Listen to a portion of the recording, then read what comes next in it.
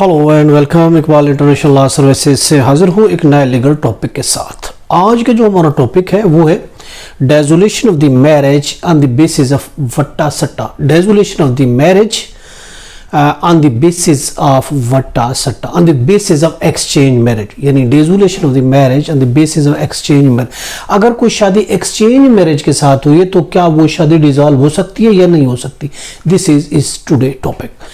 If the marriage has been performed as exchange marriage, exchange से मेरा एक शादी के बदले में दूसरी शादी, यानी भाई की शादी और उधर से बहन की शादी, दूसरी तरफ से भी भाई की शादी बहन की शादी, यानी एक का भाई दूसरे की बहन, दूसरे की बहन पहले का भाई, उनकी शादी अगर होती है एक्सचेंज मैरिज। फॉर एग्जांपल एक लड़की फैमिली में जाती है तो उसके बदले में उस फैमिली की लड़की पहले फैमिली में जाती है, इसको कहते हैं एक्सचेंज मैरिज। एक्सचेंज मैरिज ज़्यादातर ये एक कस्टम मैरिज है, रिवाज वाली मैरिज है, that is in south of Punjab, जो कि ज़्यादातर इन इलाकों में ये एक ट्राइबल किस्म की, एक कस्टोमल किस्म की मैरिज है जो एक्सचेंज मैरिज कहलाती है, वो होती है। यानी एक का भाई दूसरी की बहन, उसको एक्सचेंज कर दिया जाता है। अब इसमें ये होता है समटाइम एक कपल खुशगवार जिंदगी गुजार रहा होता है जबकि दूसरा कपल खुशगवार जिंदगी नहीं गुजारता। एक कपल की मैट्रिमोनियल लाइफ अच्छी होती है, दूसरी की किसी भी वजह से कोई डिफरेंसेस आ जाते हैं, कोई इख्तलाफ आ जाते हैं, किसी भी वजह से वो शादी सही तरीके से नहीं चल पा रही होती, तो वो कहते हैं कि क्यों ना हम on the basis of this exchange marriage क्यों ना हम इसको जो है वो कर ले, शादी को डिसॉल्व कर ले, तलाक ले ले। तो कानून क्या कहता है इस बारे में? क्या इस तरीके से डिवोर्स हो सकती है? क्या इस तरीके से तलाक ली जा सकती है?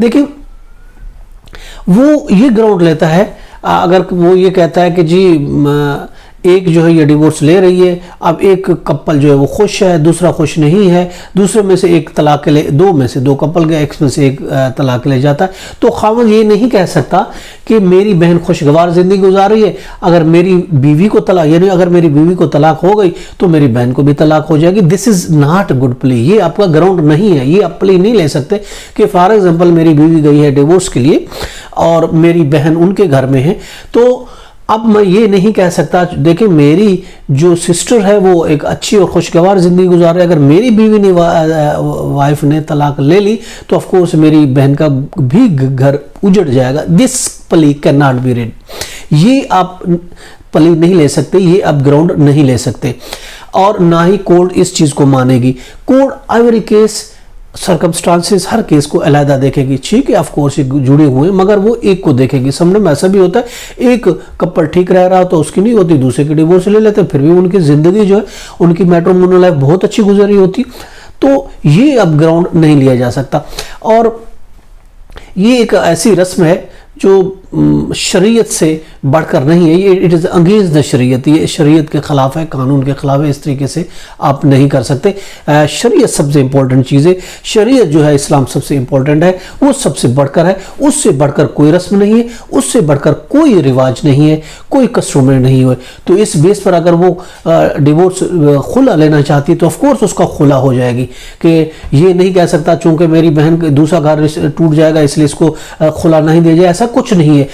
खुला एक इस्लामिक वे है for the desolation of the marriage, तो सबसे अफजल जो है वो इस्लाम है, शरीयत है। शरीयत जब खुला की इजाज़त देती है तो आप ये ग्राउंड लेकर उस खुला को रोक नहीं सकते। इसके लिए हम आपको रूलिंग भी दे रहे हैं, 1983 CLC पेज है 3309, इसमें भी यही कहा गया है कि उस बेस पर खुला हो जाएगी, ये आपकी प्ले नहीं मानी जाएगी। सबसे इंपॉर्टेंट जो होती है वो शरीयत है, और शरीयत ने एक वाइफ को खुला की इजाज़त दी है, वो खुला ले सकती है, but can not do here in on the basis of divorce पर।